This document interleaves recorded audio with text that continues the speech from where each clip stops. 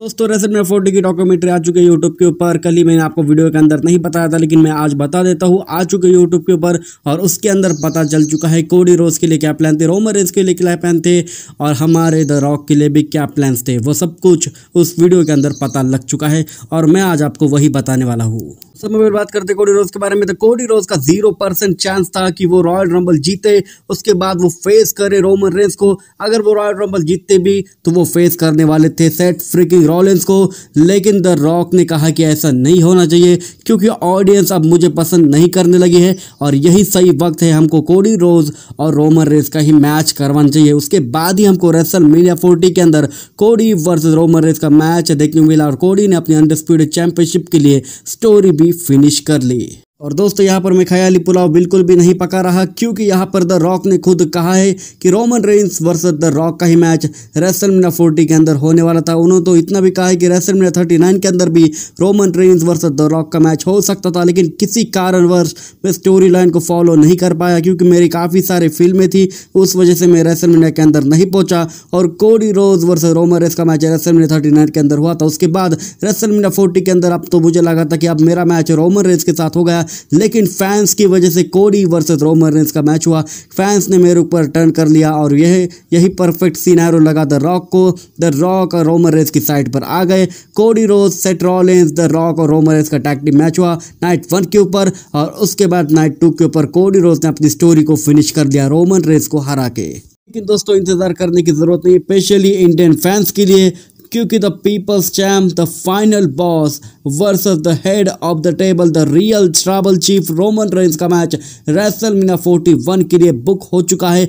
अब इस मैच के अंदर कोई भी नहीं आने वाला, ना ही कोडी रोज ना ही सेथ रॉलिंस। दोस्तों कभी भी रोमन रेंज को हराने का कोडी रोज का कोई भी प्लान नहीं था, लेकिन WWE वालों ने ये लास्ट डिसीजन में ले लिया कि कोडी रोज ही फेस करेगा ट्रबल चीफ रोमन रेंज को, वरना द रॉक ही हराने वाले थे रोमन रेंज को। और उसके बाद रॉक वर्सेस रोमन रेंज का मैच हमको एक बार फिर से रेसलमेनिया 41 या फिर कोडी रोज के साथ रोमन रेंज का मैच हो सकता था।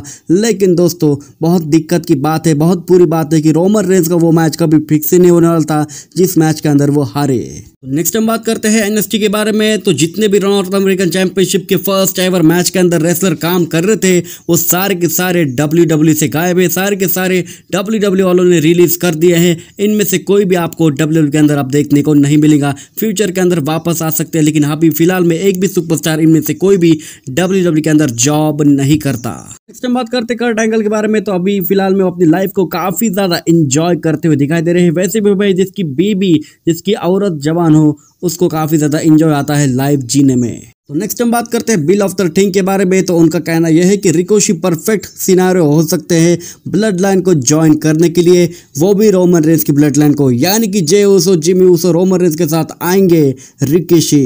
नेक्स्ट हम बात करते हैं मनी इन द बैंक के बारे में। जो वुमेन्स ब्रीफकेस होता है मनी इन द बैंक का, उसका रेट है 100% सक्सेसफुल होने का, लेकिन जो men's money in the bank briefcase है उसका बस 80% होता है सक्सेसफुल होने का। नेक्स्ट हम बात करते हैं MVP के बारे में। तो इस एज में भी MVP आपको टैटू बनाते हुए दिखाई दे रहे होंगे। इस एज में खतरनाक हो सकता है अपना टैटू बनवाना, क्योंकि इस एज में स्किन पूरी तरीके से लूज हो जाती है। नेक्स्ट हम बात करते हैं डॉम डॉम के बारे में, जिन्होंने अपने वाइफ का 27 बर्थडे फोटो पोस्ट किया है।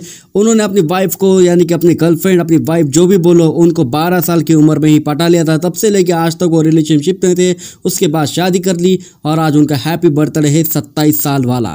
तो नेक्स्ट हम बात करते हैं अल्फा एकेडमी के मैक्सिन ड्रूबे के बारे में, जो कि 1 साल पहले विक्ट्री हासिल कर चुकी थी WWE के अंदर। तब से लेके आज तक वो WWE के अंदर दोबारा कभी भी नहीं जीत पाई है।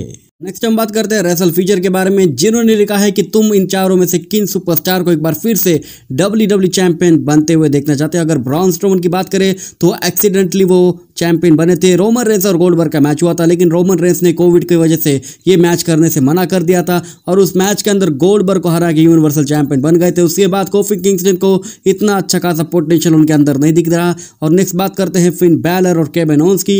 तो केविन ओवेंस एक बार फिर से चैंपियन बन सकते हैं और वो कमाल भी कर सकते हैं, लेकिन फिन बैलर के साथ जो इमोशन जुड़े हैं, एक दिन के लिए बंदा चैंपियन बना था, उसके बाद वो कभी भी WWE चैंपियन नहीं बन पाया है। और मैं चाहता हूं कि फिन बैलर के पास आ जाए अनडिस्प्यूटेड चैंपियनशिप या फिर वर्ल्ड हैवीवेट चैंपियनशिप बहुत ही जल्द से जल्द। तो दोस्तों ये वीडियो बस यही तक थी। अगर आपको वीडियो पसंद है तो वीडियो को लाइक और चैनल को कर दीजिए परफेक्ट तरीके से इज्जत के साथ सब्सक्राइब।